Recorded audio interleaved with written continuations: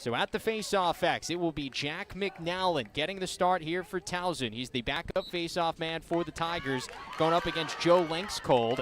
And McNallen wins the opening face-off, and the Tigers will get the first offensive set tonight. McNallen, a native of Amherst, New Hampshire, or in Amherst, Massachusetts tonight, but close. New England guy, so that's got to be nice to be in front of friends and family, I'm sure.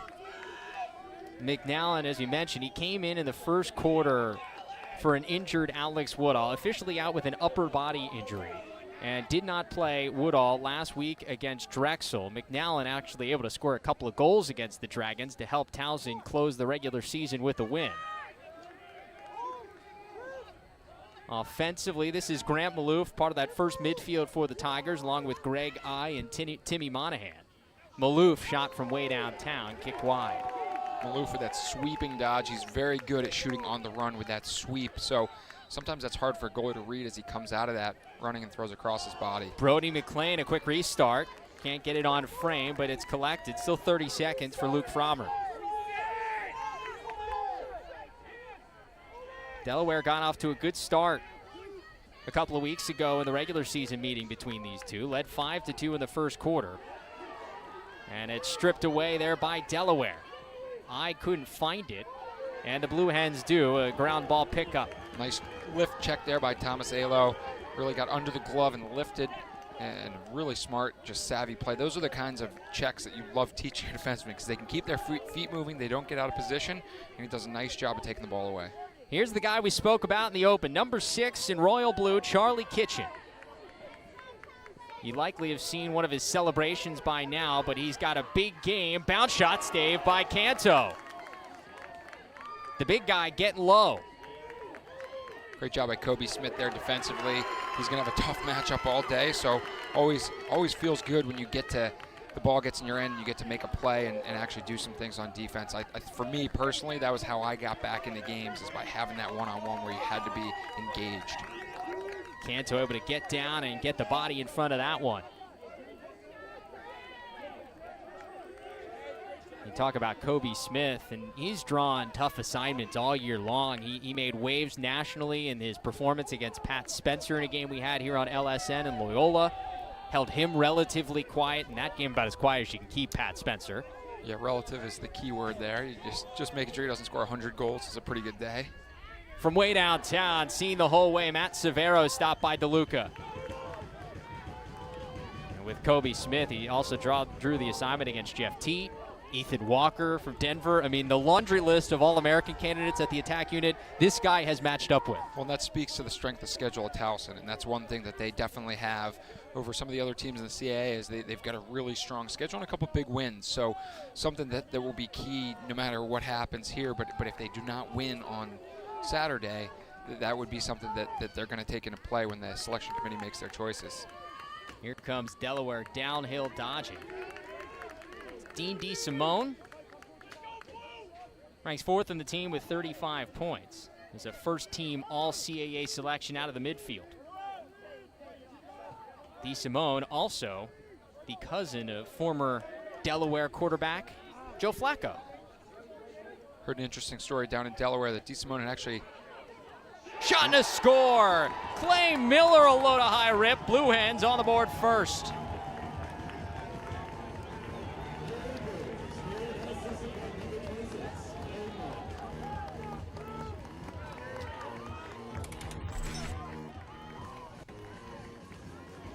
So one-on-one matchup. Yeah, just a nice dodge hard, roll back, get your hands free, and let it rip. Towson, I think the timing of that slide, they felt like he was a little bit low, so maybe they were slow to slide there, but I would want that slide to come as soon as you see the back of the helmet, you're taught to slide, because then by the time he's facing the goal, he's facing you and you're in his stick. So just working on getting that timing down. That's something that always takes a few reps to get into as you get into these games, especially big games like this. Clay Miller with 6 points in the regular season in CAA play, and there's a face-off win, but a turnover by the Blue Hens.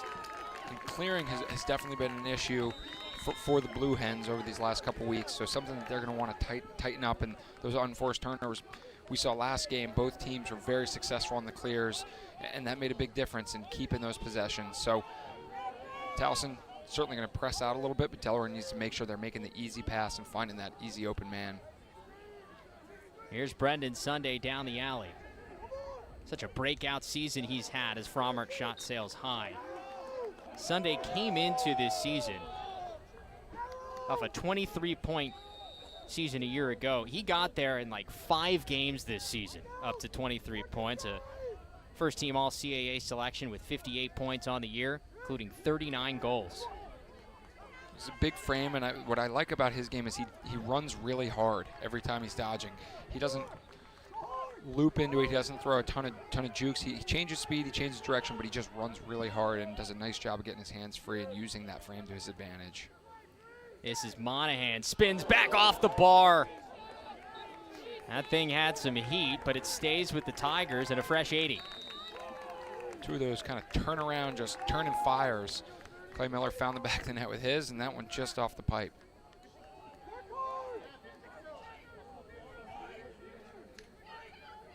This is Timmy Monahan.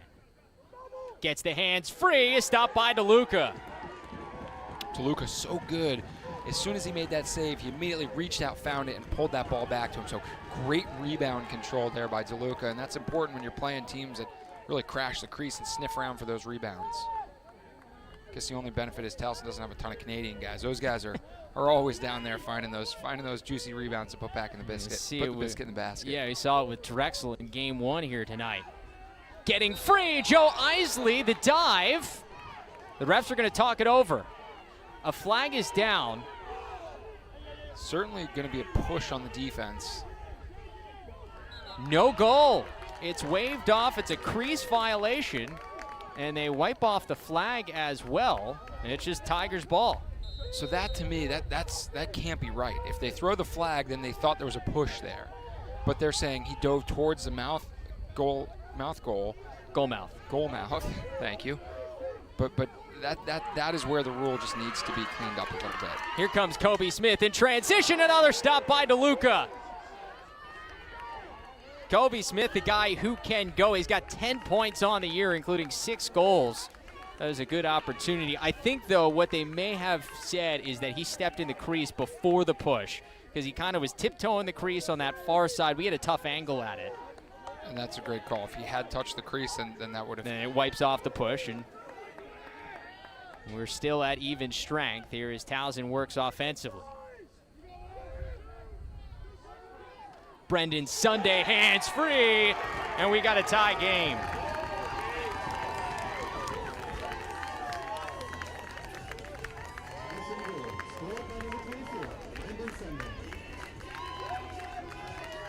And that's that just strong, powerful, hard dodge. Not a ton of juke. He drives his shoulder in, and then he runs hard, gets his hands free, and shoots that back short side.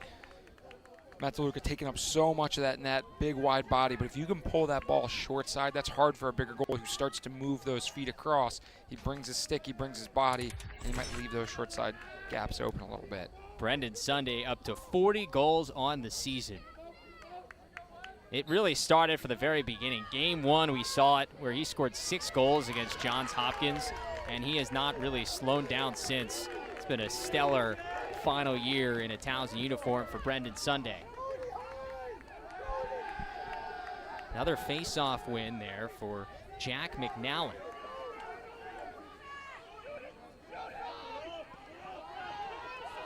Coming all the way through is Chad Patterson. And Towson able to get an offensive set. And we got an offsides call there on the Tigers. And the face-offs are one area that I called the Delaware game a few weeks ago, and that was the only glaring weakness. They ended up winning the game, but they still had just got beat pretty handily in the face-off arena, and this was against Hofstra, and that's one area I said they're going to have to clean that up if they want to make a run here, and that is one where they have Jay Curvada, but he's been injured. He broke his wrist, and he's their go-to guy. So they've done it. You see a lot of red tape out on sticks out there. They've done it by committee out there and have done a serviceable job and made it scraps every time. But it's tough when you don't have your number 1 guy out there and you're facing a team like Towson with an Alex Woodall, or even with their second guy who's doing a great job tonight. So McNallen has really stepped up. And Kitchen!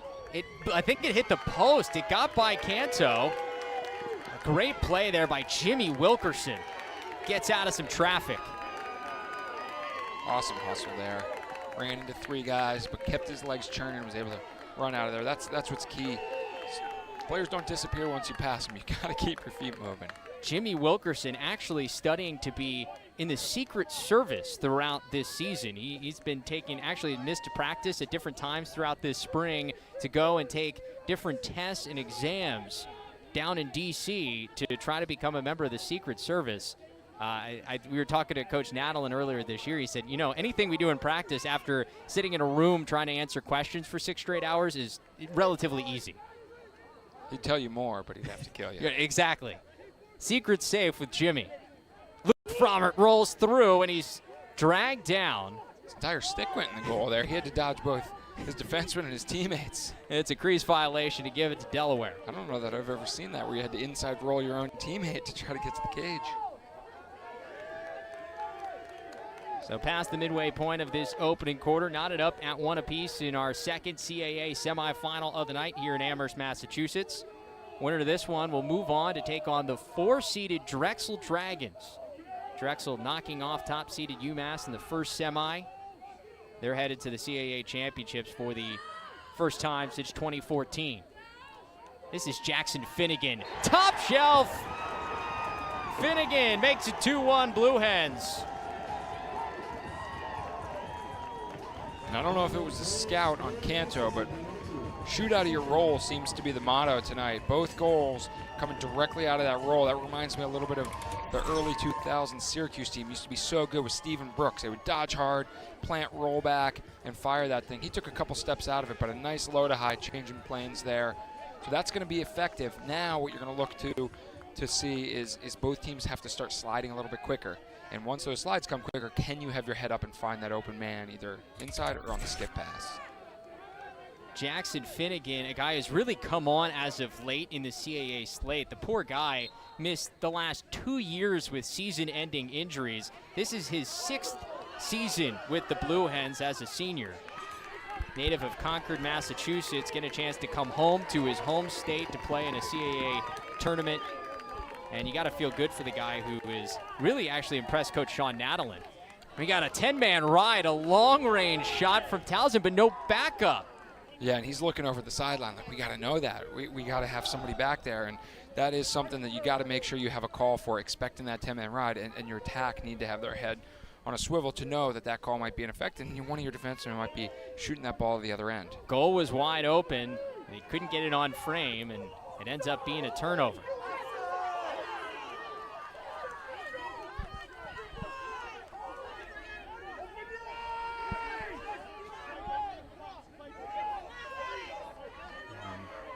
Coach Nadalin and the Towson sideline wanted an offsides call. They're not going to get it, so Delaware continues with the offensive set.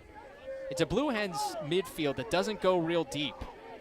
Jackson Finnegan, really the only extra guy they have outside of that top midfield unit that you're going to see play substantial minutes. Yeah, and they'll flex a little bit between attack and midfield with guys like Ty Kurtz and Clay Miller, and sometimes inverting. But, yeah, they really run that 5-6-man rotation on offense for pretty much everything. On the sideline, saved by the Blue Hens. Joe Isley keeps it alive. And here's Charlie Kitchen with 15 on the shot clock. Rolls and shot wide. Still 9 seconds left to work for Delaware. Isley starts from the corner. Defended by Gray Bowden. Draws a flag. And despite getting the stop and the shot clock violation, we're going to see the Blue Hens on the man up for the first time tonight. And they're calling Bowden for a slash there. He did a really nice job of sitting down and driving him out. He pushed off, and as he pushed off, he followed through with a hard check. I'm assuming the ref probably gave him a warning on the first one, and he did it again, and that was what did him in. Finds the hands, does a nice job. He pushes off and then follows through with a hard check. Typically, the ref's going to give you a warning or two before he calls you on those, because you're hitting the arms. He's trying to disrupt the ball. So 1 minute extra man coming here for Delaware. Just 30% on the season on the extra man. Everything kind of pales in comparison to that Drexel performance. Entered the night at 50%. Well, it's a surprising stat for me because they're so good at feeding from behind, especially with Charlie Kitchen. Kitchen down low on the doorstep, stopped by Canto. Matching sticks, Tyler Canto with a stop.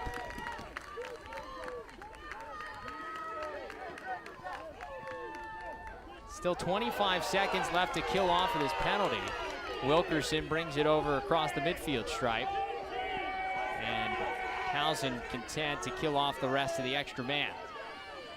Tyler Canto, a Billerica Mass native. So again, a couple Mass players on these teams that traditionally draw from more of the south and south of Mason-Dixon line, but those got to be good for those guys to come home, and also shows the expansion of the sport. Great players are everywhere. Yeah, Drew Laundrie, Tyler Canto actually played in high school with Jeff Traynor from UMass, we saw in this first game. They'll try to carry on the Massachusetts torch towards the championship. About an hour and 40 minutes or so from their hometown here in western Massachusetts. Here's Sunday at the top, back to even strength. Maloof, skip pass across, couldn't find Monahan cleanly. 8 seconds left on the shot clock. Towson's got to hurry. Maloof sends it behind. I don't think he knew how much time was on that shot clock, and that's a shot clock violation for the Tigers. Great on-ball defense here by Jackson Finnegan. Love seeing that. We talked about the two-way middies in the first game, but low in the shot clock, you got Jackson Finnegan against Grant Malouf, one of their most dangerous dodgers, and he does a nice job of finding the hips and driving low. Coach DeLuca obviously is one of my defensive mentors, so both of these guys, Coach Nadalin as well, have learned a lot from him. So two very defensive-minded players and teams that are very disciplined in their one-on-one defense. Here comes Dean DeSimone, stripped away. A cause turnover for the Tigers, and here comes Kobe Smith. Check out the Jets. Keep an eye on him in transition, but Delaware able to get back in the hole and stop it. Delaware had 2 poles, so definitely looking to push here. Not afraid to send their defensive players down there to see if they have a look there. And with the speed like Kobe, not too worried about him getting back in the hole. Well, I think it's interesting, and it was something that Coach Nadalin spoke about at the beginning of the season, where he said, you know, traditionally you think of a Towson team, it's a settled 6-on-6. We're going to get back and play defense. We're going to take our time on offense, get a good shot. But with the shot clock and the athletes he has on this team, this year's team has been encouraged. Hey, if you've got a good opportunity, let's go. Let's take a chance. Make sure it's a good quality shot, but take a chance. Yeah, when you have the athletes, that makes that a lot easier, because then you don't feel so bad if you do turn the ball over that they can't get back and make those plays. So it's fun to have that flexibility. And speaking of athletes, Austin Haynes with a nice takeaway down there on Brendan Sunday. He's going to have a tough matchup all day, but he's so far been up to the task. Really just a smart physical player, very aggressive. I think sometimes he can get caught a little bit with that aggression, but he's been playing very well tonight in limited Sunday. Other than that first goal where I don't think he was covering him. So maybe they actually have switched that matchup since that first goal. 19 seconds left of the first quarter. Delaware and Jackson Finnegan content to try to hold for one more good opportunity. Up 2-1. Finnegan gets free. He's got a man open. Ty Kurtz stopped by Canto. Great extra step there by Kurtz, and what a save by Canto. Save number 3 of the first quarter for Tyler Canto. He's pumped, but the Blue Hens, they are eyeing an upset here in Amherst. Brendan Sunday and Charlie Kitchen, 2 of the guys we see here tonight, the co-offensive players of the year in the conference. It was announced just yesterday as both were also part of the All-CAA first team at the attack unit, joined by Ryan Tierney out of Hofstra, who had a great season. The Pride not here in the semifinals, though, but Sunday has been stellar throughout his senior season. Already talked about him. I mean, well-deserved co-offensive player of the year award in this conference, and he may be in conversation for a possible All-American as well. Yeah, and each team has their handful of guys that are go-to guys, but a couple of these teams have guys that are on the national scale, and he's one of those too. And Canto's another guy that has stepped up and played and made some unbelievable saves. A Face-off violation and win for the Blue Hens as Jack McNallen, the backup face-off man for Towson, continues to take draws for the Tigers. We were told Alex Woodall is available tonight, despite missing last week's game against Drexel with an upper body injury. Charlie Kitchen stopped by Canto. Woodall gave us the thumbs up. He said he was good to go tonight, but we have not seen him yet this evening. Big smile by him when he gave us that thumbs up. Yeah, I mean, you get the feeling he wants to be out there. However, currently the only guy without a helmet on the sideline. So if the first game we saw was a little undisciplined, this has been the opposite. The discipline by both defenses has really been on display. I think the communication has been tight. The one-on-one defense has been good, and then the slides have come when they needed to, and that's what's making this a little bit of a closer game, and we'll see who can crack the shell first. Maloof dodges and sends it behind. Pass in front. Somehow Mclean got a shot off, but couldn't get it on frame, but it's kept alive by the Tigers. Still 22 seconds left on the shot clock. Greg I. Back to Timmy Monahan. Step down, and we've got a flag down. I took a late shot after he dished that one off to Monahan.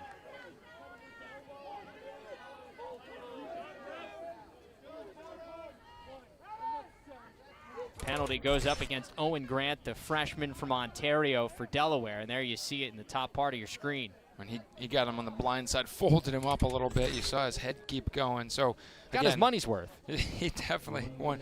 That's the old 1 minute Will's worth it. That's a good hard hit. Probably just a half second too late there.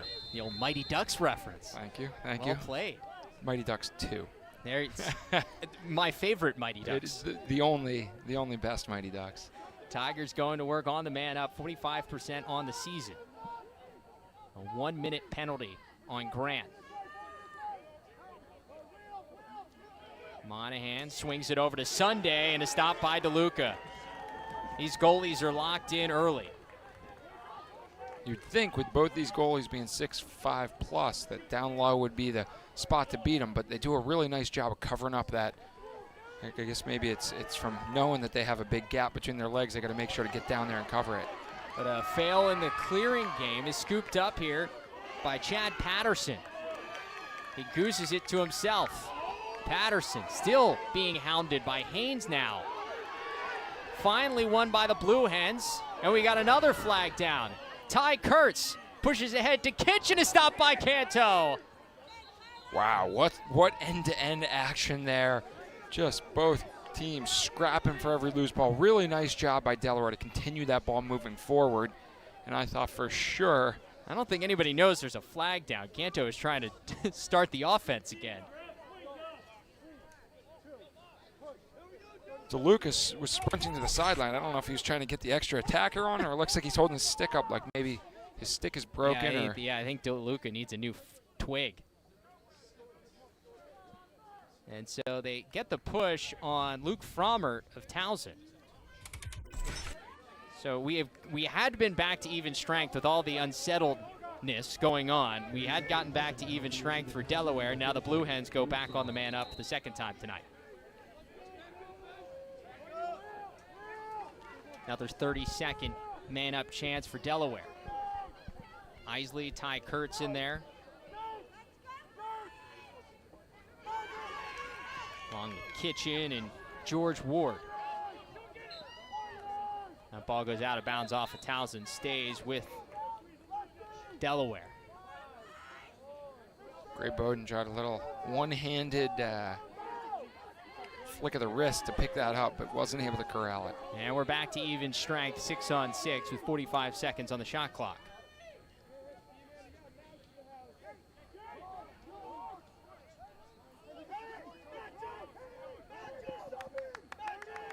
Still plenty of time for Delaware, who is pretty content to play methodical 6-on-6 offense.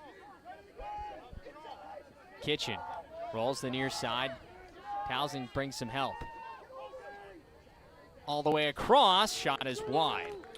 Miller. They sent that slide very early to Kitchen. The key is going to be, can Delaware move off ball enough to get that open look on the inside so he doesn't have to just keep dumping it to the adjacent pass. It's a smart play, but it's not always going to lead to goals unless they really get the ball spinning again off of that. Kitchen, full head of steam. Charlie with his first of the night.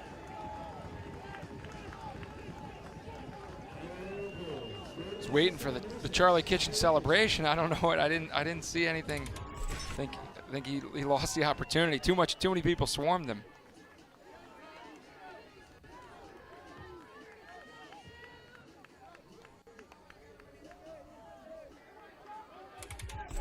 Just dropping the shoulder. Just a little shimmy, you know. But one-man show for Charlie Kitchen. You mentioned Sunday. He's the other co-offensive player of the year in the conference. That was just a nice physical dodge, and he didn't really do a ton to get a lot of separation. But again, he just shot that right off his defender's shoulder, making it really difficult for Canto to get a true read on it. And it handcuffed Canto. He couldn't get to it. It was just over his arm and shoulder, making a tough save. Face-off win there for Jack McNallen, and Tigers get the ball back. Long shot and a score! Gray Bowden from the other side of midfield, making Delaware pay for the 10-man ride.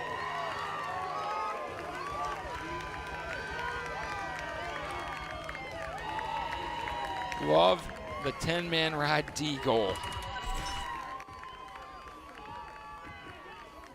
This time Towson was ready with backup, ready to go. So have at it. Have at it. You got an open net. Just aim for the middle. It's 6 feet by 6 feet, 36 square feet to aim at. Those are the practices, the moments during practice where you get to bring out the long pole and shoot from midfield that you enjoy, right? That's typically the end of practice.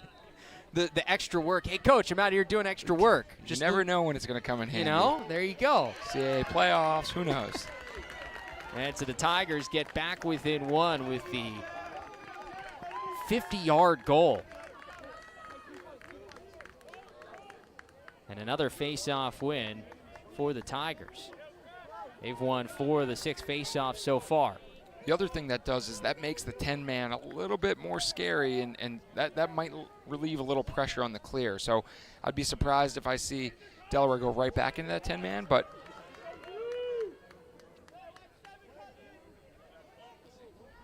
here's Drew Laundrie wrapping all the way around the far side.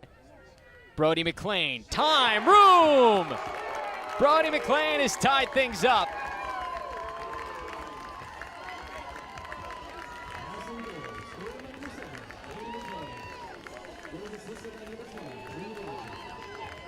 nothing special there, just finding a little bit of space. Good job by Laundrie and creating a little bit of a double team. That was really just a little bit of pulling his man off. It's like a magnet play. You pull your man like a magnet off, and then he can't snap back. And Mclean just stepped in and absolutely hammered that thing far corner. It looked to me like DeLuca thought he had it, and just the stick wasn't long enough to get there. So, perfectly placed shot. Brody Mclean has been such a key part of the Towson team, and he's kind of overlooked for this Tigers offense as McNallen wins another faceoff. This team is 8-0 when Brody Mclean has 3 or more points. He has been a key part of their success, and up until a couple of weeks ago, and a win where he only had a couple, was a team that was 0-4 when he had 0 or 1 point. Greg I quickly in transition. True enigma from Encinitas, California, and his dad was a hockey player from Denver, so it's like... No, that's the different McLean. That's Jake McLean. Not related to Brody McLean, who's from Ontario. Makes a lot more sense. Yes. The hockey would then actually make sense. A big pick, draws a flag. Sunday skip down to McLean. What a pretty finish by Brody.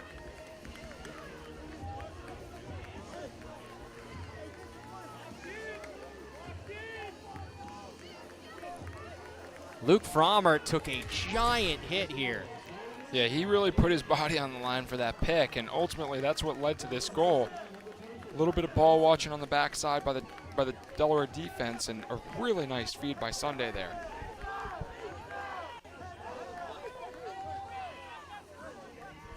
Sunday with great vision And just the slam dunk finish for Brody McLean. Back-to-back goals. Now up to 30 on the season. And it does not wipe off the penalty. It's a 1 minute unnecessary roughness in Austin Haynes, so a man up face-off for the Tigers. And Travis, that's one of those where I understand if you really drop your shoulder and try to hit it, but that to me looked like he was just running right through the pick. So it's tough because it clearly was he hit him hard, he folded him up, it was dead shoulder to chest, but was he trying to hit him or did he just happen to run into him? That's the risk you've got to be willing to pay on the pick. Spoken like a true defenseman. Got to put in a plug for my D guys. McNallen wins it back to his short stick and Jake McLean in an offensive set and a man-up opportunity for Towson. Get the man-up unit on here with Timmy Monahan. Frommert back out there after being shaken up on that pick. Sunday, Brody McLean in there as well. Number 44, Tim Montgomery, also seeing time on some man-up here tonight. Step down shot from Monahan, sails high.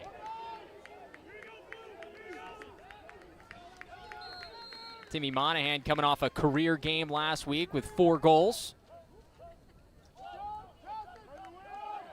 One of the standout guys in this midfield. That shot gets deflected. DeLuca able to regain his balance and collect. And 10 seconds left on the penalty. Delaware a chance to run the rest of this out. And Delaware really being hampered by Towson's doing a great job of pinching down, knowing they have that extra attacker to try to get the ride in. But Delaware does a nice job of not panicking, finding the open man, and then taking their time to run it over. Orsler gets all the way through. Canto able to collect it before it somehow would have found its way in. And it's back ahead to Wilkerson. And Luke Frommert's going to settle things down. Delaware certainly getting back early, trying to prevent any sort of transition opportunities for Towson. Wilkerson can get up and go. Zach Goodrich, we haven't even mentioned him, but the All-American short stick defensive midfielder can go. Kobe Smith, of course, scoring threat as well as a long pole. Yeah, if you can chip in 2, 3, or even 4 goals from transition, that just takes a lot of burden off your offense. Not only do they not have to have a possession where they're getting hacked up with the defense, but you're also putting points on the board that maybe came as a result of a nice stop or other quick changes of possession. Monahan draws the slide. Pushed back and sends it to Frommert. McLean, quick stick save by DeLuca. And that might go on a lesser goalie, but DeLuca is right there on that. You're going to have to get a little bit more on it for that to work. How about Delaware in transition? Kitchen rolling and scoring. Wow, great job by Kitchen following the slide, moving upfield and towards the goal, giving himself a better angle, and then again, changing planes, low to high, pulls that from his knees up to the upper corner.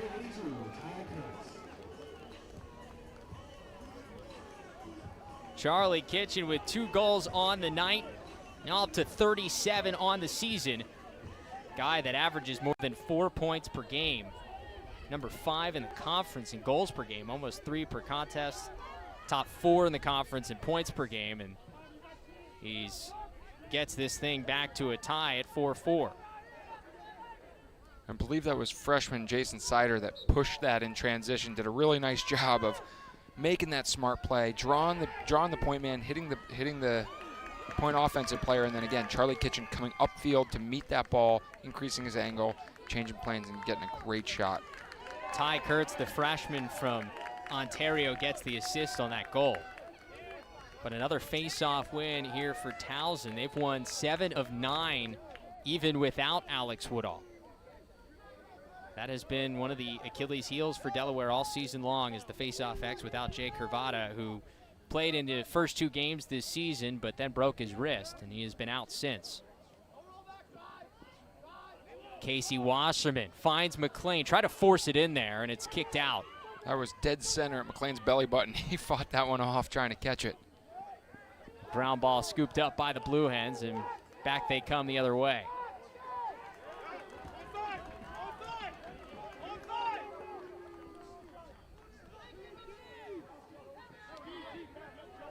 Ty Kurtz slows things down. The freshman, the CAA Rookie of the Year. He has been stellar. Nearly 50 points on the season. He comes into this thing with 49. Now up to 50, which is tied the Delaware freshman points record. One more and he will own it all by himself.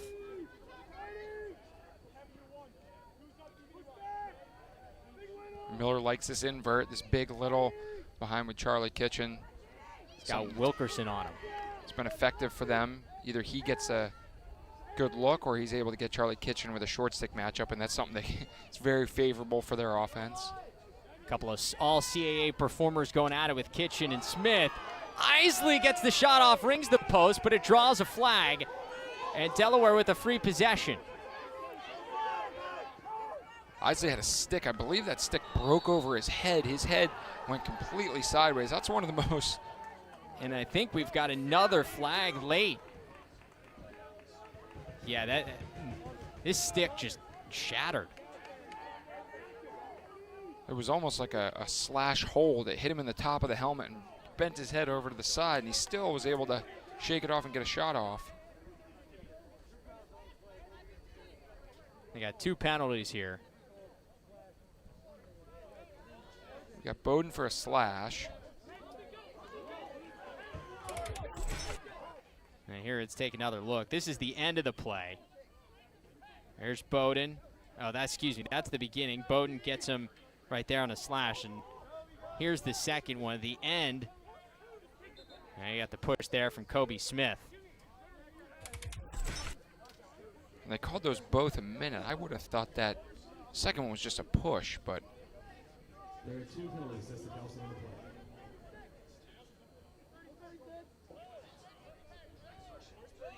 Yeah, and they originally it said Jimmy Wilkerson, I think, on that second penalty. And instead, it was Kobe Smith who got him. They got the 3 and the 2 mixed up. So Kobe Smith goes to the box. And they called him for unnecessary roughness. So that's they upgraded it from a push to an unnecessary roughness. Gave him a nice little shove. Not only did he push him, but it was not even a necessary push. So Delaware 2 men up for a minute, and a save early by Canto. That's big. Yeah, and he had one more look on that backside. You want to take the perfect shot when you have 2 men up. They're going to cause turnover, a 2-on-1 for Delaware. Jake Govett finishes. Ty Kurtz to Govett. Delaware back up 1.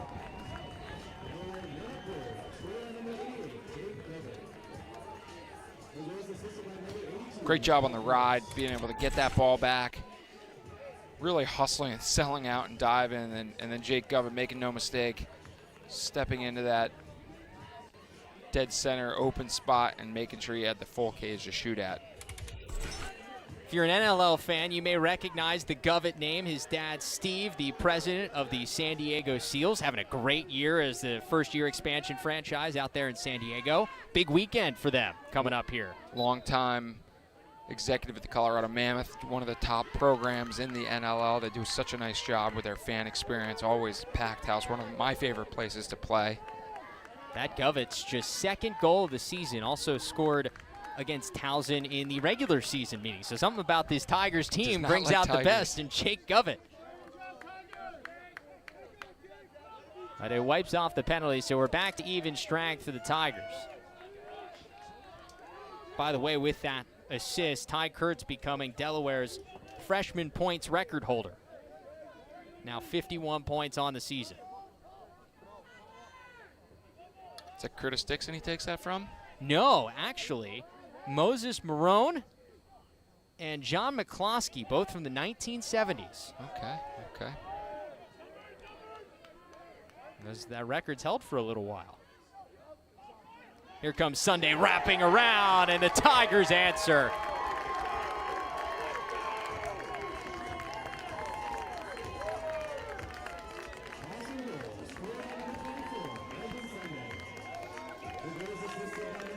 Charlie Kitchen and Brendan Sunday have a similar look and feel to them. Big physical dodgers. Really like making one move and going hard and being able to get their shots off without being that wide open. And so nice job by Brendan Sunday.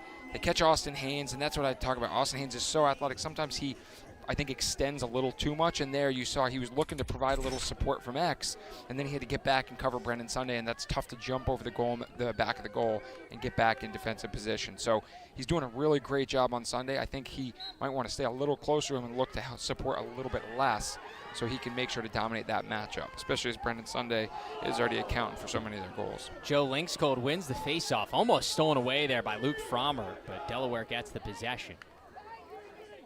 There's no ifs, ands, or buts about it. Towson can win without Brendan Sunday producing, but they are a far, far better team, and they are at their best when Sunday is at his best. Well, and that's what's nice. They have a balanced offense, but he is a certain threat and a one-on-one weapon, and that's something that in that first game, we saw UMass didn't have that at the attack. They didn't have that one-on-one breakdown guy. So having that is so valuable, and we can see Delaware has utilized theirs with Charlie Kitchen and Brendan Sunday being that guy that can break down his man from Towson. Bryce Reed swings it over to Dean DeSimone. It also forces you defensively to do some things you maybe don't want to. Like I said, Austin Haynes might have to play a little bit more conservative and help less. Getting free, Canto comes out of the cage to make a hit. That's the old Scotty Rogers move. Smart play there. You worry about him diving. We talked about it. If you think he's going to leave his feet, you meet him at the edge of that crease. He touches you, and that ball's going the other way. Or he's in the box. Easy clear for Towson. There was a point this season where clearing was an adventure for the Tigers. They were one of the worst teams in the country in the clear toward the middle of the season at the end of the non-conference slate. Part of the reason for that 3-game slide as they entered CAA play, this team has been substantially better there and in the turnover department, and once they got into conference. Well, and that's something that you can spend a lot of time in practice. I've always said I think it might be the easiest if you just everyone called into a conference call with earbuds. You just throw those in, call everyone into a conference call, and then the coach doesn't have to scream end to end. Just have everyone ask their questions kindly and politely. Mclean shot stopped by DeLuca. And gets a fresh 80 seconds for Towson. And when talking to Sean Nadalin throughout that process, he was just like, look, we just need to stop putting pressure on ourselves. And did it go? It did.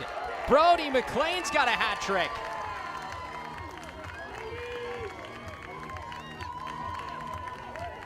Quickly from X, and he's got 31 on the year.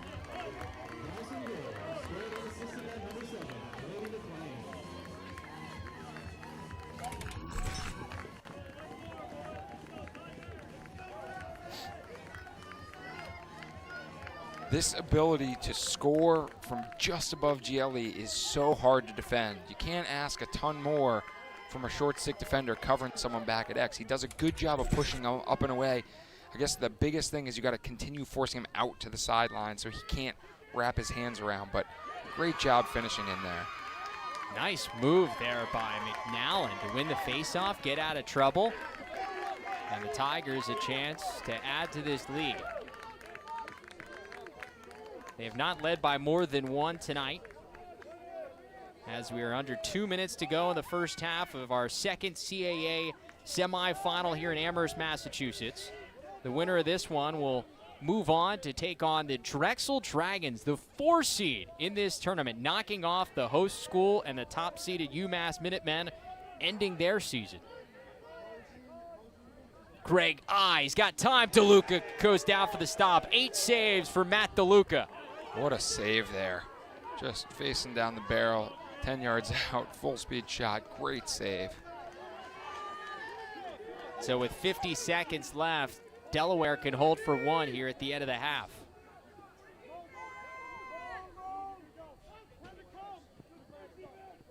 This has been a real back and forth first half. Both teams have shown the ability to answer the other's call. Kobe Smith's putting a lot of pressure out on Charlie Kitchen there, making it difficult for him to get the ball. And a turnover. Here comes Mo Silla, the long stick midfielder. Kind of double clutched on that pass. Big ground ball along the sideline. And Sean Nadalin called a timeout for the Tigers. Let's see if they get it. And they do. That's a big possession saver with 16 seconds left. Smart call there by Coach Nadalin. You got 16 seconds left, 1 timeout. That's a great time to use that heads-up play there and making sure the refs hear your voice, really getting in their ear. You got to run there, screaming right at the right time, and they get it. Both these goalies have been really good throughout. We talked about DeLuca with the 8 saves, Tyler Canto with 6 saves as well. Both these guys, 6'6", big bodies, but have shown the ability to go low and make the stops as well. Yeah, they do a nice job of getting a nice wide base with their big legs and then making sure they explode to the ball. And if it's low, pinching those knees together, covering up that 5-hole with that stick. So both goalies do a really good job of using that space, or using their size to cover all that 6 feet with their feet, and then using their stick to make sure to close any of the other gaps up. The crazy thing with Tyler Canto is we spoke to Sean Nadalin before that first game against Hopkins, and he had no idea who he was going to start. He had an inkling that maybe it would be Canto, but it was still up in the air. He was the 3rd guy on the depth chart back in the fall, but he has found a new life. He won the job in the spring, took over. He was stellar in that first game against Hopkins, had a great start to the year, had a couple of shaky games, and actually lost the job to Shane Brennan during that Hofstra game in the second half. But it was an open competition that week after Hofstra between Brennan and Canto won the job again, and he has been the starter since. Really an impressive story of how you can go from being the 3 guy on the depth chart to all of a sudden being a starter and the guy for a top 20 team. Well, what a testament to the work that these guys put in and day out of practice, and how that actually does matter. And, sometimes I think players get discouraged when they get benched or when they feel like they're not going to be the starting guy. But if you keep grinding, you keep working, and make your teammates better, then that's going to help your team, and eventually you'll get your spot, you'll get your shot, and then you can shine. Brendan Sunday triggers, now 10 seconds left in the half. Winds and fires. A little worm burner, and the Tigers have a 2-goal lead.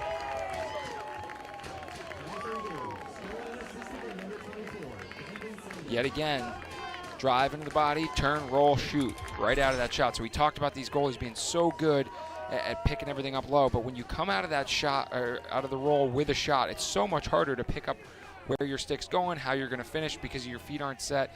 You can't watch the stick as it comes out. So great job by these Towson offensive players in rolling, shooting, and letting it go quickly, and Delaware was using that a little bit earlier in the game. 4 points in this first half for Brendan Sunday. He had 5 points against Delaware back in the regular season meeting. Face-off win by the Blue Hens, but the shot late from Finnegan goes wide and brings us to the end of the first half. A great way to close the half for Towson. They scored 3 straight in order to take a 2-goal lead into the locker room. After trading blows, 1 goal, it's been a story of runs. And Towson's had 2 more runs than Delaware has. They've had 2 3-goal runs, while Delaware's only had 2-goal runs. So that's where that gap is accounted for. But at 7-5, you don't feel terrible going to the locker room with either team. Travis Eldridge and Mitch Belisle back with you here on Lax Sports Network, the second of 2 CAA semifinals. As I mentioned, the winner of this will take on the 4-seed Drexel Dragons in Saturday's championship game. Drexel knocking off the top seed UMass in game 1. And an early face-off win here for Jack McNallen. If you weren't with us in the first half, Alex Woodall, the All-American face-off man for Towson, is active today. He is available. However, he has not seen any time, as he missed last week out with an upper body injury, an injury he suffered during that game against Delaware a couple weeks ago. Yeah, kind of an awkward hit. He just passed the ball off, and it couldn't tell if a shoulder came up or if he got hit high, but just fell awkwardly and hasn't been in since then. But he gave us a big thumbs up and a smile when we saw him before the game, so maybe they're just being extra safe, and with a 10-for-14 lead on faceoffs, that's probably a smart move. Wrapping around, Luke Frommer just off.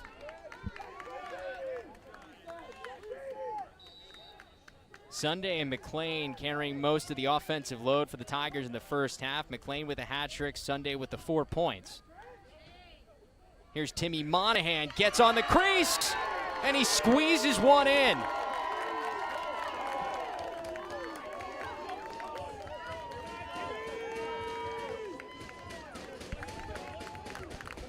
Towson, the individual effort is what's getting it done for them. And we heard Coach Lucas say he's going to try some different things. I think sliding a little bit early might be something they might want to try, because they haven't gotten a ton of assisted goals. It's all been unassisted goals. So why not try to send the slide early, dare them to make complete passes?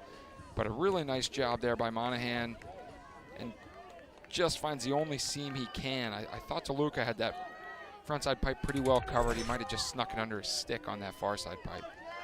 Timmy Monahan's 21st goal of the season. As we mentioned, the first half, coming off a career day with 4 goals against Drexel last week in the win.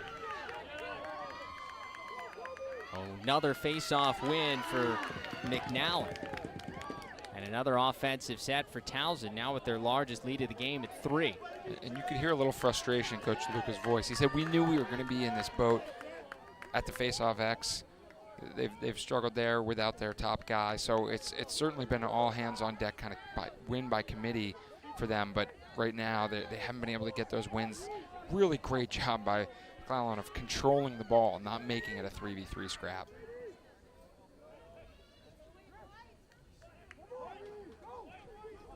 Here's Jake McLean, the midfielder, feeds in front, backhand shovel shot just off from Brody McLean. That McLean duo, not related, but has been quite a combination this year. We got a flag down as Luke Frommer was pushed into the crease. And because he went in the crease, they blew the play dead. He was pushed in the crease, so that's going to be an interference call there. They get the call on Zach Strassner. Yeah, that's one of those where you're playing aggressively off ball. You're trying to make sure that the guys can't cut, but a little bit too much. And in fact, that, you know what, that might have been a little bit of a jump into the crease there. Maybe a little sell job there for Luke Frommer. Looking for an acting career after his playing career is over. The redshirt sophomore from Stevensville, Maryland. Wrapped around, and there's Frommer. However he got the penalty, he cashes in. Man up goal, Tigers up 4. He's going for the EGOT, the Emmy, the goal, the Oscar.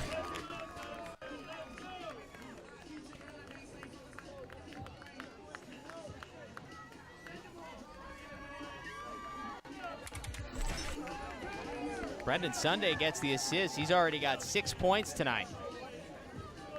Just a simple shot and a score. Beats DeLuca on the man up.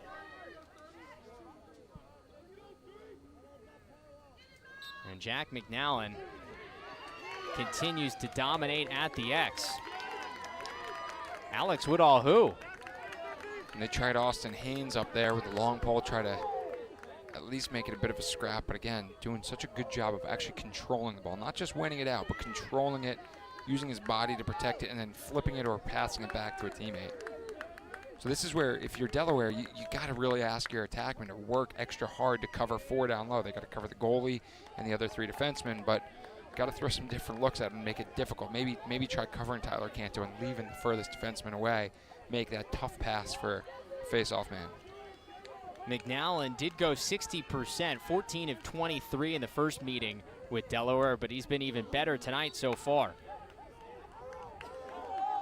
You have to think, in his mind, he probably knew, all right, I'm going to get most of the face-off, something he didn't know the first time he played the Blue Hens. Right, when we talk about being the next man up, how important that is as you get towards the end of the season, having that depth, but also having that confidence that I'm gonna make my team better all week in practice, and then if I get my name called, I'm gonna make the most of it. Maloof, the re-dodge, now tosses over to Greg I. Gets it back, beats his man. Monahan just wide. Nice save there by DeLuca.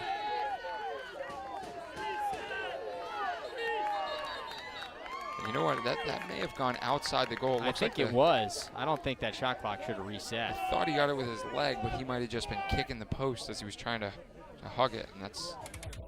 Let's get another look here.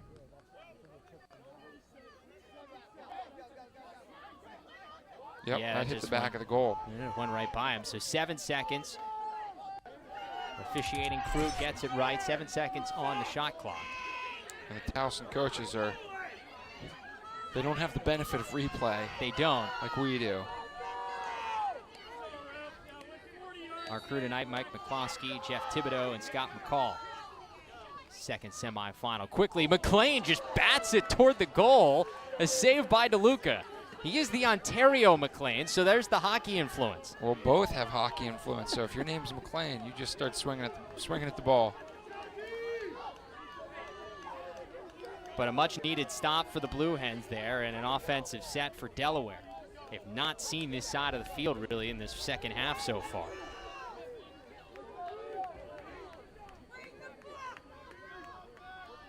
You see them shutting Kitchen, even when the ball is up above goal line extended, they're shutting him all the way to the back. He just worked really hard to get himself open, a little frustrated he didn't get the ball. Dean DeSimone, a little shimmy shake. You can't shake Zach Goodrich, the All-American short stick, and a turnover. Great play there by Kobe Smith, getting in the gloves and just a tiny little poke is all it takes. Move the stick of Charlie Kitchen, that ball goes out of bounds. So great job there.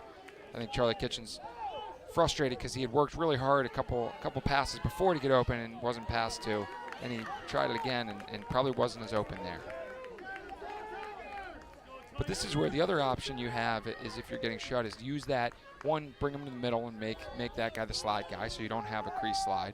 The other option is go set picks with him, right? Use picks and either they are forced to switch and maybe gets a short stick matchup, or they don't slide off that and you get a look off it. Something that Jeff Teat has had to face quite a bit, Cornell guy, and you know, different players throughout the. Brody Mclean gets a little screen from Luke Frommert. He taps up his buddy, and he's got a 4-pack.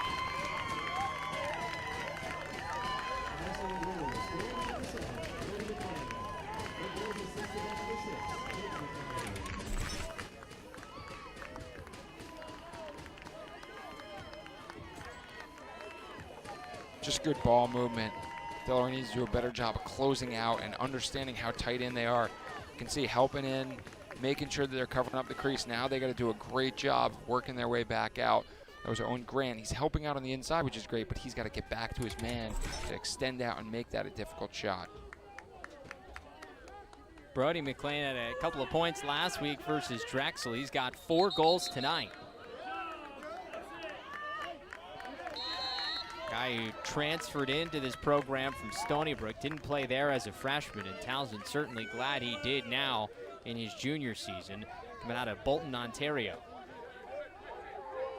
Seen so much Canadian influence tonight for all 4 of these teams. Yeah, and that's something that these coaches are all trying to find their pipelines, and talk to Coach Volker about that BC connection, Marshall King. Yeah. But each of them have their pockets of areas of influence, and especially if you get a player in who has a great experience, he goes home and tells his buddies, and you can get a couple of those guys, it's great. Frommert trying to spin toward the crease to get free. Instead, he goes behind. Maloof, a tough angle there. Couldn't get it quite on frame. Still 37 seconds on the shot clock as that hit the side of the cage. Delaware with a long history of very good Canadians. Yeah. John Grant Jr., Sean Evans, Curtis Dixon, Jordan Hall. all the way through to Monahan. Right place, right time. Timmy Monahan's got a pair. And we got a timeout. The Blue Hens sensing that they need to slow things down because the Tigers are clicking.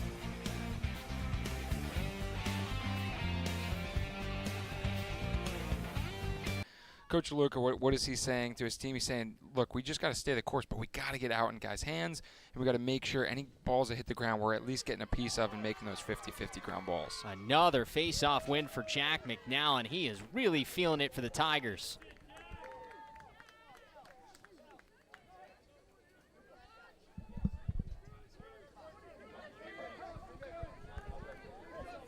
And that ties a career high for McNallen on face-off win. Now up to 15 on the night. Of course, coming in for the injured Alex Woodall. We're told he was available tonight, but not having seen the field yet. He is on the sideline for Towson. This is Grant Maloof. Back over to Sunday, scored that last goal. He's got a pair tonight. Malouf down low. I don't know what he was doing there, but he drills a flag. Yeah, I think he thought someone was going to zig when they zagged. He passed that ball right to Ben DeLuca, and that's a tough Matt one. DeLuca. Oh, sorry. Yeah, this is a tough break for Delaware. Delaware's got to stay disciplined there. They finally get a stop, and then they get a penalty here at the end.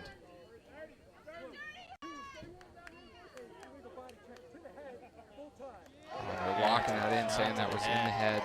And Wade Orsler gets called, the sophomore from Luthersville, Maryland.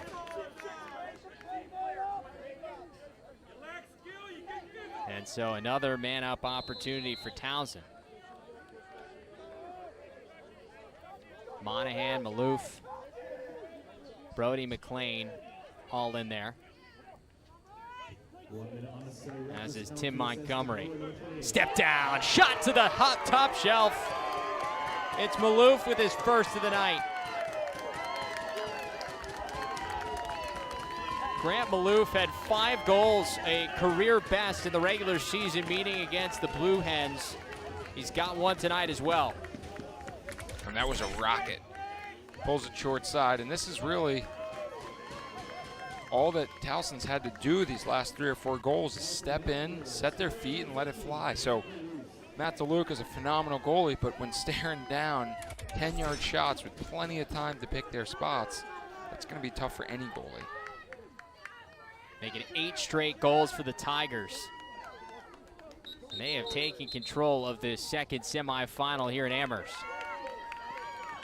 That's their second violation, I believe, at the face-off X. So next one, and that's going to be a penalty. Now 16 face-off wins for Jack McNallen. And it's an unreleasable penalty, so the man-up continues for Towson another 33 seconds. Monahan fires just off. DeLuca is just kind of staring down the barrel here at some rockets. Mclean back out top to Maloof. He wants another, just high. I thought one thing that Drexel did really well in the first game was in the man-up, they really extended out to get in a shooter's hands, and that's something that Delaware's got to do. Frommer dips and dunks, making 9 in a row for Towson.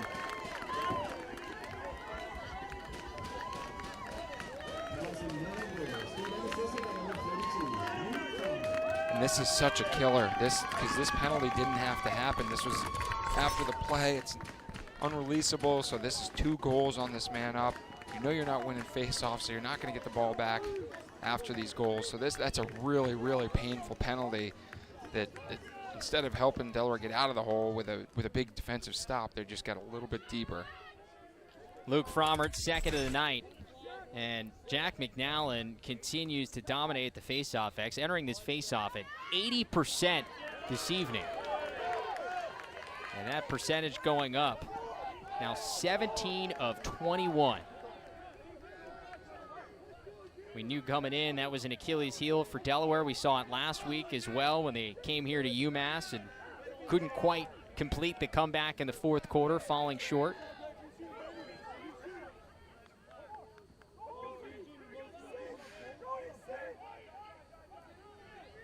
Here's Jake McLean. Back to Frommer. Redshirt sophomore attackman spins free, and plenty of time for Towson to take their time and get a good look. Down low, McLean off the bar.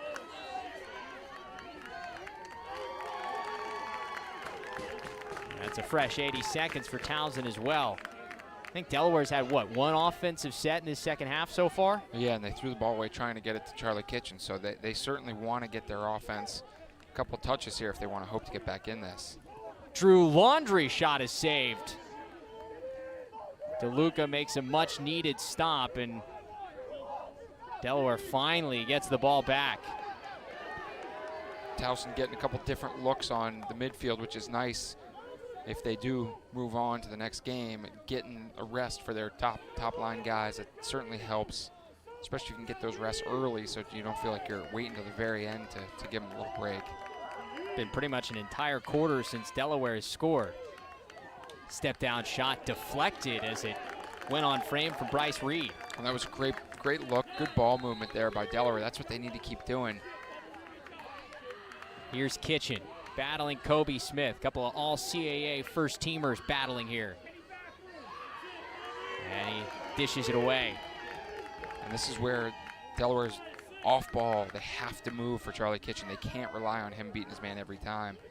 They're so dangerous when they cut off ball because Charlie Kitchen does such a nice job of dodging with his head up. Down to 20 seconds on the shot clock for Clay Miller. And he draws a flag. So man upcoming, Miller just wheels one. And we will get the penalty.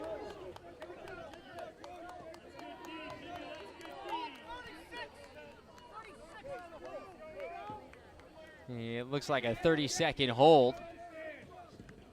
Some fans not too happy with that call. Inviting the ref to the rec council game tomorrow. Jimmy Wilkerson goes to the box, gets a little discussion from Sean Nadalin as well. Looked like Wilkerson, I think he slipped by a step and then was trying to get back in position and may have pulled him back with his stick a little bit. So that's one of those where you're just trying to get yourself back in position and overcommit a little bit. And this is a must-have if you're Delaware.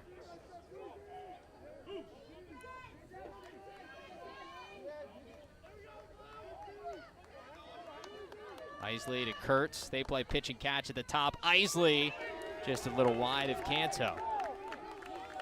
12 seconds left on the man up.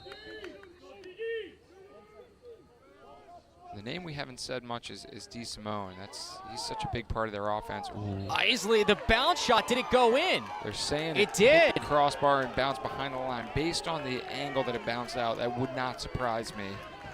Get another look at it as Joe Isley's got his first. I couldn't see it in full speed, but it certainly bounced out like it had a lot of backspin on it, which traditionally you hit off the crossbar and then bounce out. That's coming from behind the line. Let's see if we can get another look at that one.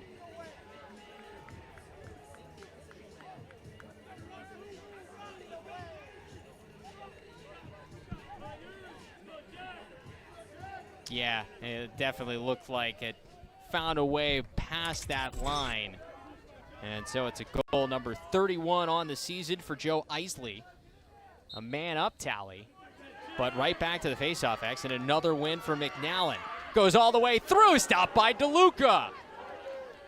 McNallen did have a pair of goals last week in the win over Drexel. They were huge goals in the fourth quarter, but he stopped there by the big man in goal for the Blue Hens. And that's what it's going to take. They're going to have to start stringing together stops and then goals on the other end to chip away at this big lead that Towson's built up. And that's the pressure that not winning faceoffs puts on your defense. You get into a deficit by 3 or 4 goals, you can't bank on the make it, take it. You've got to go back on defense, play maybe a settled set, cause a turnover, do something. And it's tough to ask your defense to do that for 3, 4, 5 possessions in a row. Oh, absolutely. So that's where you got to manufacture turnovers by being a little bit more pressure-oriented in the middle of the field, or by doing everything you can to make those face-offs a 50-50 battle. And even if that means losing it, but then immediately doubling the ball or trying to make a turnover happen in the back end. Kitchen skips it back to Finnegan. Down low, Isley! And one! Joe Isley's got back-to-back goals for Delaware. What patience there by Isley. He waited the half second to get his hands free. He got pushed, and then he reached around and popped that thing in. Really nice look inside. He kind of double clutches, gives a little fake, pulls it back, and then throws it and also draws the flag. So let's see what the call is after Isley finishes. Got a 1-minute penalty. And they're giving this ball to him. They're going to say this happened after the play, so it's a dead ball foul, which means there's no face-off. And Delaware start with the ball. So no face-off. That's good news if you're a Delaware fan. Terrific news for Delaware.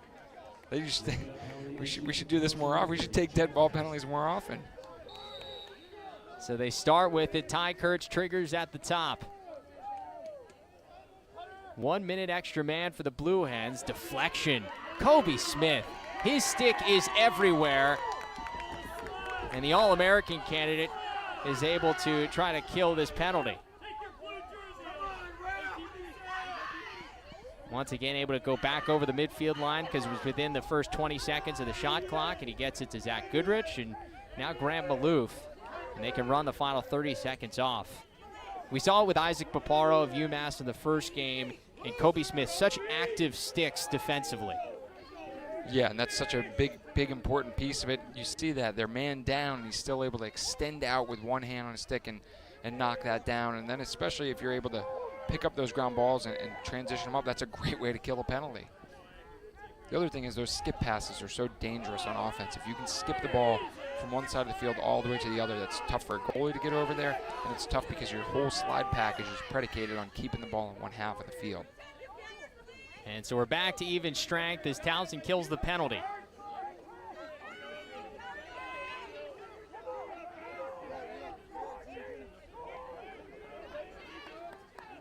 Here's Jake Mclean lining up a dodge. Just one assist on the night for Jake, the junior from California. Rolls all the way around. See who the backup goes to. Towson wins it. Austin Haynes may have had a nice argument for it. I thought he did a nice job of hustling, but I guess when the ball went out, maybe Towson was a step ahead. Shot clock violation anyway, so Towson sends it to the other corner, and Delaware gets the ball back, a much-needed stop. Yeah, and if you can build a couple of those together, put this thing within reach, then you head into the fourth quarter feeling like, okay, we got a shot at this. Might have to be a little bit more aggressive, but we got a shot. Winner of this one in the second CAA semifinal will take on Drexel in Saturday's championship game. The 4-seeded Dragons taking down UMass, the top seed and the host in this tournament. Championship game coming your way 1 p.m. Eastern time on Saturday. You can see it right here on Lax Sports Network. Mitch and I will be back with you.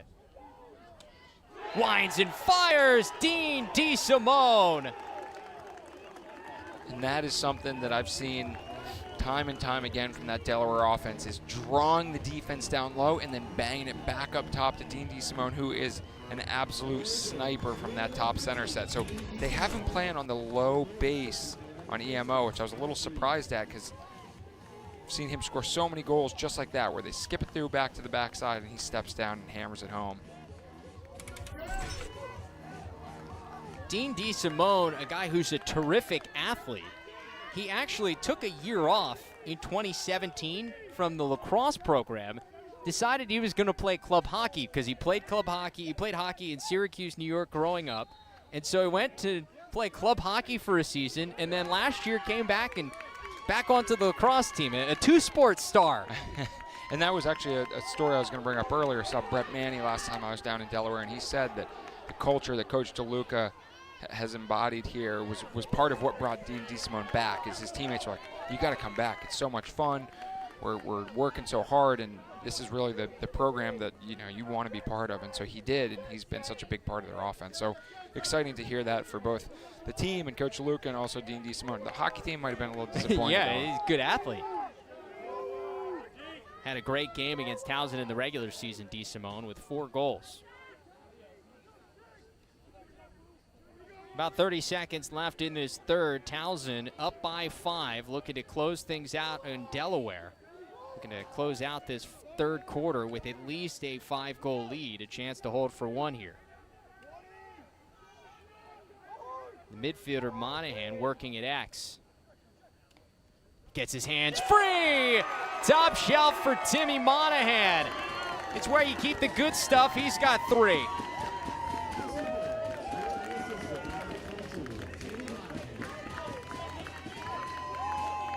And that's back to the bread and butter that was working so well in that first half, is just dodging physically, continuing to run upfield, and then taking that extra step to turn and shoot.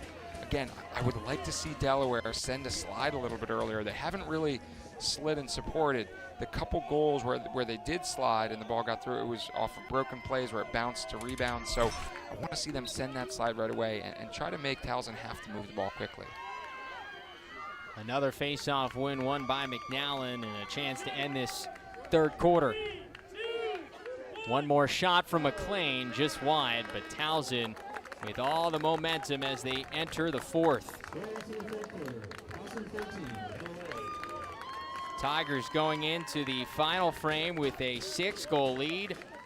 Looking to go back to the CAA championship game for the 5th straight season. The good news for Towson, they are 8-0 when he has 3 or more points. He's got 4 tonight, so if you put 2 and 2 together, they should win. They should be able to close this one out in the final 15 minutes. The other thing that'll help is if Jack McNallen continues to win faceoffs at this rate. Now 21 of 25 at the X. That's a new career best for faceoff wins for the junior from Amherst, New Hampshire. The other big stat that jumps out, and that has a lot to do with the faceoffs, is the ground ball stat. 32-14. They're dominating the ground ball matchup. A lot of those are coming at the faceoff X, but at the same time, Towson needs to find a way to pick up the ball and get it out of their own end. Frommert stopped by DeLuca, but he gets his own rebound. And it's a fresh 80 seconds for the Tigers. This is the theme of the third quarter. Towson dominating possession and getting a lot of extra opportunities. See him out shooting Delaware at the moment. The Tigers under 15 minutes from Saturday's CAA championship game, looking to make their 5th straight trip to the CAA title. As you got a turnover there. And down by 6. This is where Towson is going to have to start putting some pressure out there. And I do think... You mean Delaware? I'm sorry, Delaware is going to have to start putting some pressure defensively. And I do think they want to start sending slides right away. As soon as they see a man going one-on-one, send that slide, try to get a double, and stay on that double for a second. At this point, you really don't have that much to lose being down by 6. You're going to have to score a couple goals a minute, or a goal every 2 minutes or so. So they need to be a little bit more aggressive defensively, and now on these offensive possessions, be very efficient. Blue Hens making their 2nd straight trip to the CAA tournament. Also lost to Towson in this semifinal last year, an overtime loss. Matt Severo of the Tigers scoring the OT game winner. Towson's dropped into a zone here. Another great stick play by Kobe Smith. Causes the turnover, and here comes Kobe.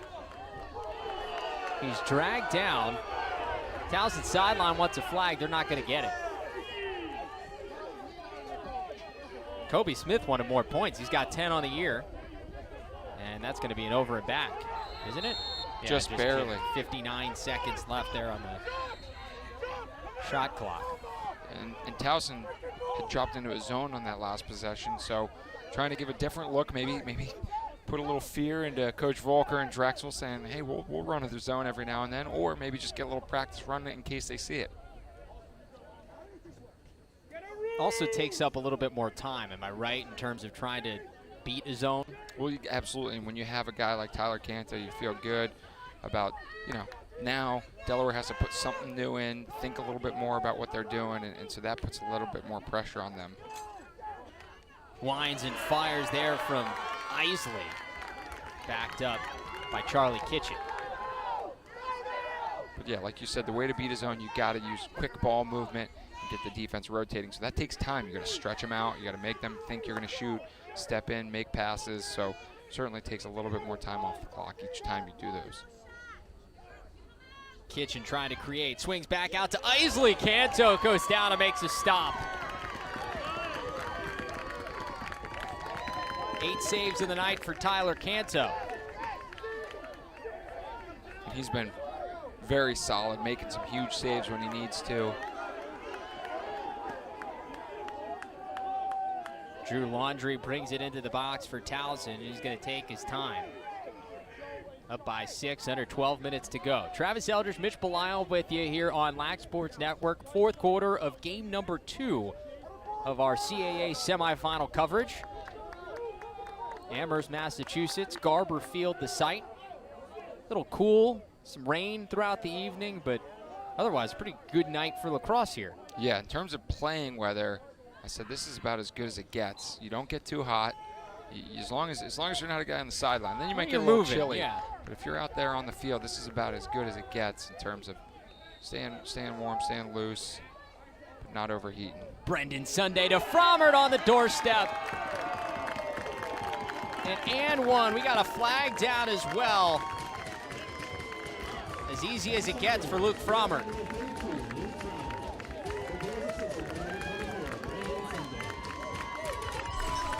And I talked about getting that early slide, and it looks like they did actually send that early slide. The only problem is there was no one on the backside to help him out. So Austin Haynes went and slid, did a nice job there, but he's got to pull a 2 down, and getting down that backside all the way to the back pipe, that's probably the most difficult slide in lacrosse. You got to get a midfielder who's concerned with covering someone all the way to the top, all the way to the bottom of the defensive spots, and that can be a challenge. The senior Austin Haynes getting the slash, first team all CAA player. So he goes to the box for a minute, and a man-up face-off for Towson. Not that Jack McNallen's needed it. He has been stellar tonight. Wins it back to his own wing. Zach Goodrich will bring it over for another possession and a man-up opportunity for the Tigers. And talk about the confidence this gives Towson heading in. If they're lucky enough to make the NCAA tournament, it's like we got the #1 pick in the MLL as our first face-off guy, and our second face-off guy is winning 85 to 90% of his face-offs in the CAA semifinals. So, and contributing goals in the game before that. So really good embarrassment of riches there to have at the face-off X. Yeah, always good to have more than one guy, as Delaware has unfortunately had to learn this year and having to try to scrap together pieces with Jay Curvada out for almost the entire season with a broken wrist. Still 20 seconds on the man up for Towson. That one rung off a helmet. There's stickers still flying off his helmet after that shot hit him in the head. Sunday comes down with it. Gets it back to Monahan with 8 seconds on the extra man. Down low, Frommert again! Frommert's got 4.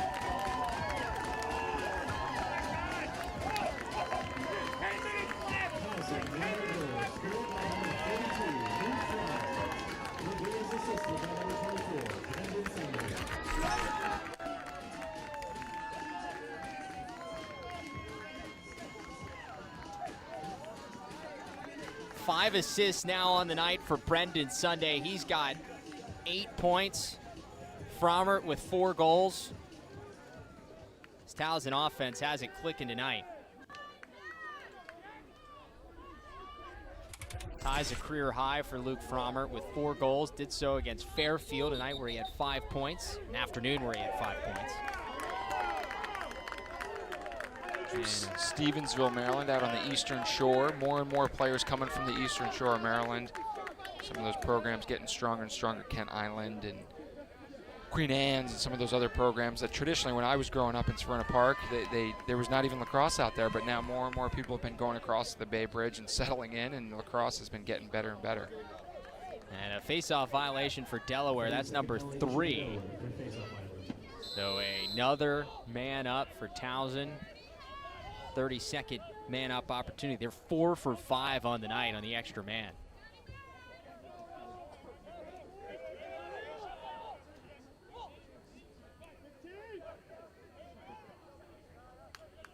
Brody Mclean, Grant Maloof in there.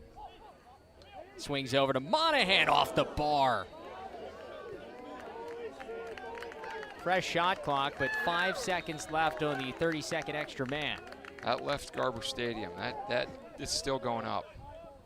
Hopefully he didn't find anybody's cars. I drove behind. We're parked on the other side. Yeah, I thought about it and I said, you know what? This is danger area for my car. Back to even strength.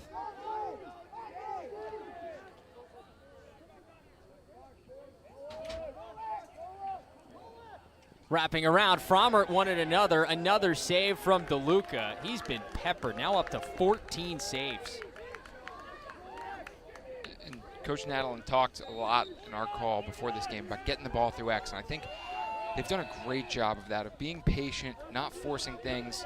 Guys are winning their one-on-one matchups, but when they're not, they're doing a really great job of continuing to move the ball around to the backside, and that's really why I think Towson has been able to have so much success. They just seem very poised on their offense, and that's why they're chipping away, and at the end of each of these possessions, they're getting great looks that are often resulting in goals.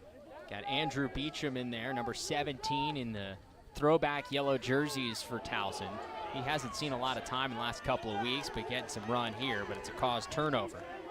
Nice play by Alex Brunner. Quickly the other way. Finnegan, step down, stripped. And quickly the other way, here comes Gray Bowden. He does have a goal tonight from a lot further away than that, but smartly sends it, oh, it's a turnover.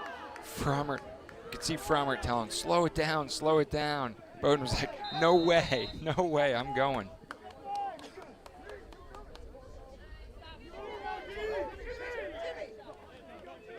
So Delaware goes back to work. Under 8 minutes to go, midway point of this fourth quarter. It has been all Towson in the second half. This was a 7-5 game at the break. Tigers went on a 3-goal run at the end of the first half to take that 2-goal lead. They have outscored Delaware 9-3 in the second half. And 7-3 in the third quarter. And that was really, they came out right away with 6 straight goals out of that half. And that's exactly what Coach DeLuca and the Blue Hens did not want. Back door! Isley with his hat trick. Nice little feed there by Charlie Kitchen, making it easy for Isley to just dunk that in. And that's what they've been missing, are these easy dunks on the nice dodge, draw that slide, move off ball, little overhead feed. Nice work by Isley to put it away. Joe Isley, a guy after my heart. He's a Flyers and Eagles fan. He's a Philly guy coming out of southern Jersey, Egg Harbor Township. Hashtag Go Birds. Also a Bird fan, Ravens, however. Different bird. Isley, interestingly enough, actually had a chance to play with Kitchen when they were in high school, both going to St. Augustine Prep. Yeah, strong pipeline from St. Augustine Prep on the Delaware Blue Hens. We talked about once these coaches get these pockets of kids. Oh, Canto wants a goal. He had the goal open just a little too high from the junior goalie. He does have the backup, so it's not a bad shot. You're good. Dean DeSimone, also a St. Augustine Prep player, so some of the studs coming out of there, and it's nice to have that pipeline knowing that they're going to be in good hands with a program they can feel good about. Here's Monahan. Gets by his man, and Timmy Monahan's got 4. That's been the story of this entire game. Guys for Towson beating their men, getting free and making individual efforts. Yeah, and I'll be curious to see if they change anything up this late in the game. But yeah, ultimately you got to be able to defend one-on-one. And if you can't, then you got to make sure you're sliding with a 2-slide. And there was another example there. Austin Haynes slid late, and he still didn't have a 2-slide there to support him. So something that's going to be a key, I think, for the defense moving forward next year for Delaware is making sure they shore up that 2-slide and making sure they're supporting each other when they 2-slide. Monahan now up to 4 goals. That matches a career high that he got last week against Drexel. The 17 goals now, a Towson CAA championships record. McNallen wins the face-off, and he wants one. Jack McNallen adding to his career day.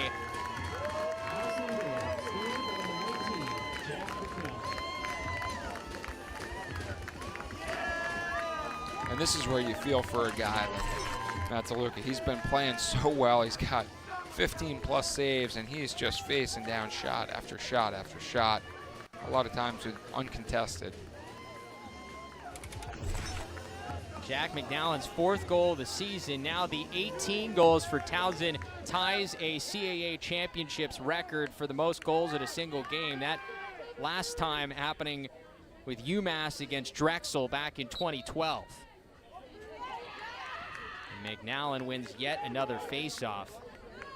He's now won 26 face-offs. That is also a new CAA championships record, as he had another chance at the goal from distance.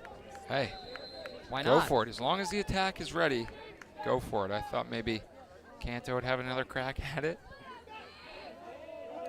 But at this point, if you're Delaware, why not, right? You might as well double. You might as well pressure everywhere. You got to try. 6 minutes left. You got 9 goals to go. You're going to have to start scoring at a pretty rapid clip. Winner of this game moves on to the CAA championship game on Saturday, 1 p.m. Eastern, right here on Lax Sports Network. Looks like it's going to be Tigers and Dragons, a matchup we got last weekend. That was a win for Towson, 11-9, but a hard-fought one. We talked about McNallen. He struggled actually at the face-off against Jimmy Coita, but came up big in the fourth quarter with a couple of goals. Yeah, Jimmy Coita just such a scrapper and does such a nice job of battling even when he doesn't win the face-off clean. We saw that from the Drexel team. They did that as a unit against UMass today, so it's going to be a team effort. Mclean stopped by DeLuca.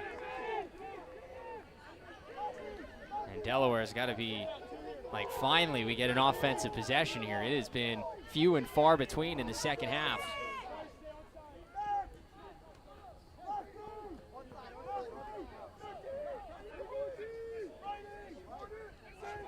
Dean DeSimone quickly picked up by the long pole. Draws the flags there. That's the first time we've really seen Dean DeSimone initiate. Isley backing down his man. We got another flag. Spin, scores! Got yellow flags all over the place. 3 of them down. The official color of the CAA, yellow. So many teams with the yellow in their jerseys. We got a lot of yellow, and Joe Isley's got his 4th goal of the game. This is the game of no sliding. Just drive one-on-one and take a shot.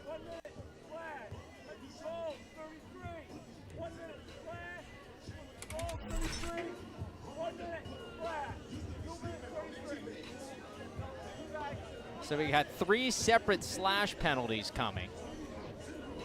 This might be Delaware's chance to win a face-off here. This is a crowded box in front of us. This is like the old Bash Brothers. You had a Mighty Ducks reference earlier. This is the Bash Brothers in the penalty box.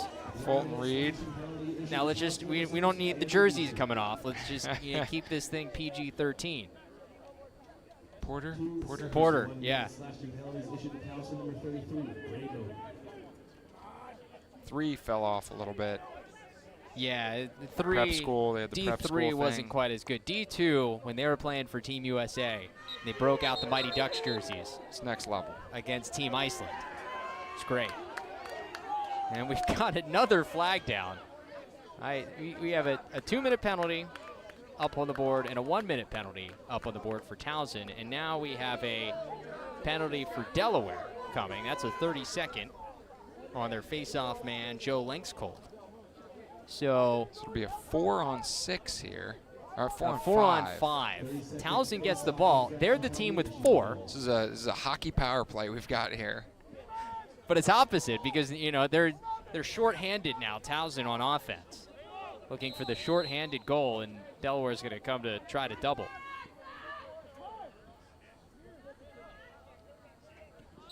Zach Goodrich, if there's any guy in the entire country that I probably want with the ball, it's him.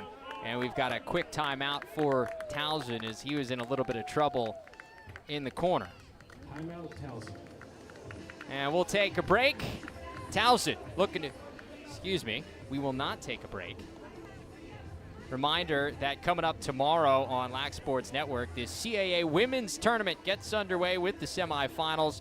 First at 4 p.m., defending champion top seed James Madison takes on 4-seeded Elon. Then at 7 p.m. Eastern, it's second-seeded Towson matching up with third-seeded Hofstra. Sunday at noon, those 2 winners meet in the championship game. It's the CAA Women's Lacrosse Tournament only on Lax Sports Network and the LSN app.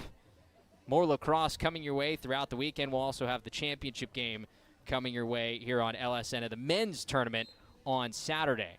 Mitch, I think this is an interesting time to bring up Towson's resume when you look at it, because the Tigers are a team that entered this week with an RPI of 9.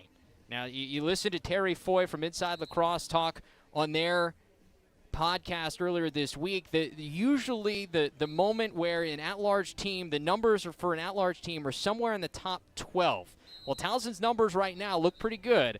They're competing with teams like Hopkins and Cornell down the stretch here for that at-large berth. So if they would not win Saturday, say Drexel gets them, what happens? Are they in? You know, I'm looking down the schedule here, and that win versus Loyola still is probably their top win. They had a couple close losses here at the end, but then that Hopkins win early, but it looks like Hopkins was struggling last time we checked against Maryland. Well, interestingly enough, that game has kind of flipped the script. Oh, wow. Hopkins coming back to win. So that has even more weight now again. So that is a good win. However, Hopkins is now a team with 2 wins over Maryland, a top 10 team, which helps their resume. Those numbers, though, you're right, will help Towson because they still have that head-to-head victory over the Blue Jays back in Game 1. Right, and so really what they need is they need Cornell to win the Ivy League, so that way they get in. That win, or they lost, but it looks like a better loss. That helps them too. Helps me because I'm a fan of Cornell. Well, here's the interesting thing about Cornell is Delaware takes a timeout, and Towson is now back to being down 2 men. The interesting thing about Cornell is they have a head-to-head win over Towson from back in that neutral site game back in March in Charlotte, and that may hold some weight if the numbers are equal and say Cornell wins in the semifinals against Yale coming up tomorrow night, but then would lose in the championship game, say to Penn. Right, yeah, that win tomorrow would be huge against Yale with Yale's record and where they've been, but ultimately it's going to be, like you said, that head-to-head battle. That's where things get screwy in the tournament field because I feel like that has the least amount of bearing on who ends up making these a lot of times in right. When it comes down to that at-large bid. And Towson, as we said at the top of this whole night in the CAA semifinals, you win 2 games in 3 days, you're in the tournament. You get the automatic qualifier. You are one of the 17 teams in Division I that will be playing in the tournament. But there's always that question. If you lose in the championship game, and I think most people thought if Towson had to win tonight, you had to find a way into the title game, and then it's a question of, all right, what happens? Yeah, and I was very lucky in my career. I never had that wondering on Selection Sunday. We happen to win every year, so we knew we were in. We just were waiting for the seeding. But I can't imagine that feeling of just waiting, and maybe your season ends after a TV show, or you're all fired up because you make the playoffs. So I can't imagine what that would feel like being in that room with your teammates and possibly that being the end of your season. So 2 men up still for Delaware here, under 4 minutes to go.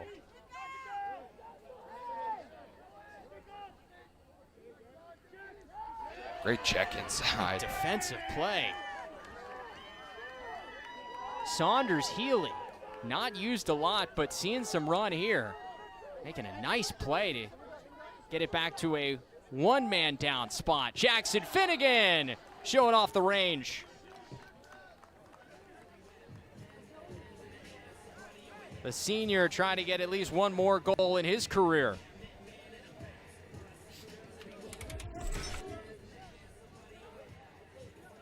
Charlie Kitchen with a nice feed there.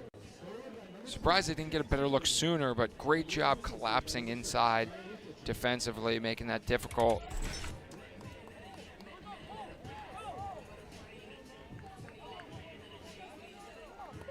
Jackson Finnegan had a goal last week against UMass.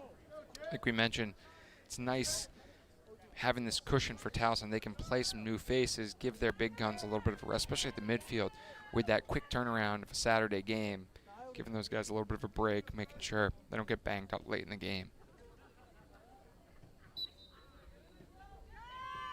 Jack McNallen still in there at the face-off X, and he's still winning face-offs for Towson. Continues to be stellar at the dot. The interesting thing will be, can he change what he did against Jimmy Coita in the championship game for Towson? Because last week against Drexel, went just 7-22, just about 31% against Coita. He did find a way to win a couple down the stretch, scored a couple of goals, but overall struggled at the X. And that maybe comes into the question, is Alex Woodall healthy? And are you able to throw him out in the championship game on Saturday for Towson?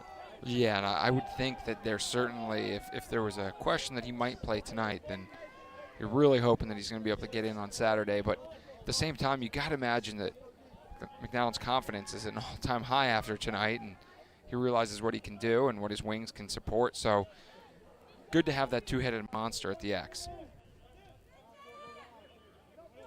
Feed in front, a save by DeLuca, and a crease violation there on Casey Wasserman.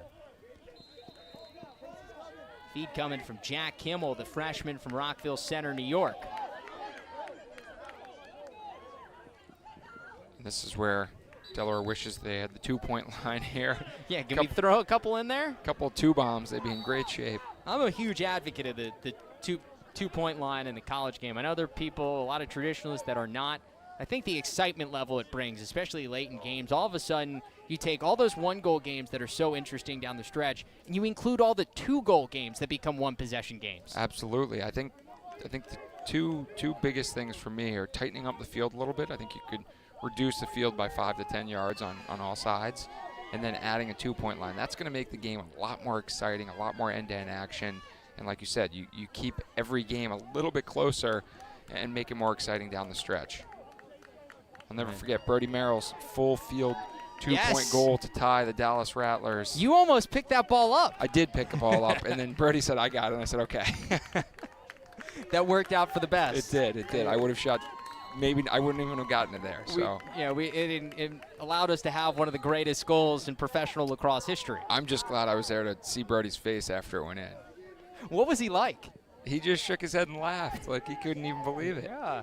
And then we still had to play overtime. We won in overtime. Yeah. Davey Emola, yes. back in studio. Shout out to Davey. Wearing his fresh NLL sweatsuit suit. I think there's a New Girl episode about that, the swoot. It's a sweatshirt material, but you make it into a suit.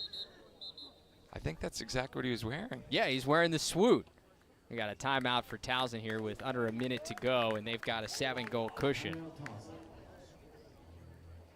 I'm a big Zoe Deschanel fan. New Girl is one of my favorite shows. Great Terrific, show. terrific Great show. stuff. I can watch it on repeat over and over again now on Netflix. Another show you can watch coming up, and it'll be available on demand on Lax Sports Network in June here on LSN, the 2019 IWLCA All-American and Player of the Year award shows will announce the All-Americans and Players of the Year for Division 1, 2, and 3 in a whole bunch of different specials. Those only available right here on Lax Sports Network and the LSN app coming your way this June. Exciting new shows coming your way to check out on LSN once we hit the college lacrosse offseason. Big pro lacrosse season kicking off here in June. Two leagues. It's going to be very eventful. You got the PLL kicking off June 1st at Gillette Stadium. The MLL kicking off that weekend as well. It's good for the sport. A lot of different players getting a lot of different opportunities across the two leagues. And then with the contraction of the MLL teams, you got more competitive teams. So you're looking at six teams in each league. You're that still are loaded. You still have the best players in the world across the two leagues. Got some guys like Zach Goodrich and Alex Woodall that are here in this game for Towson that have a chance to choose between the PLL and MLL. Looking at their situations moving into this summer. Chase Conkle, big senior from Denver, Colorado, getting in for Delaware Blue Hens. So some seniors getting some time here, getting to cap off their career.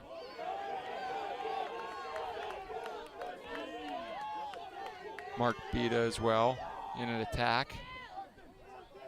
Cool opportunity in a tough game for the Blue Hens, but a chance to get a little bit more time. We got one more flag down.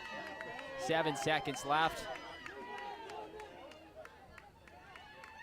Shot and saved.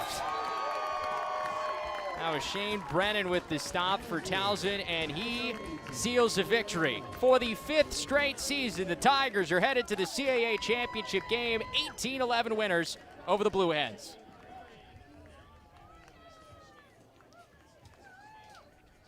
Really an all-around performance. This second half showcased what has made Towson such a feared team for teams throughout the season. Their ability to win faceoffs, even without Alex Woodall, and their ability to dodge with guys like a Brendan Sunday or a Brody and Mclean and create their own shot. Yeah, you look just straight down the line. All of their attackmen had hat tricks. And then they got another 4-goal performance from Monahan. So just having so many good one-on-one dodgers that can break a man down is going to give Drexel a lot to handle when they meet up on Saturday. Early thoughts on this championship game we're going to see Saturday here at 1 p.m. Eastern. Towson against Drexel. What are you interested in seeing? I'm really interested in seeing what Coach Volker throws out there defensively. He likes to throw different looks, possibly a little zone, possibly a little short stick matchup down low on some of the attackmen. But with this attack, I don't know who you short stick. So there's definitely going to be a different feel to this game than there were to these two games tonight. So the Tigers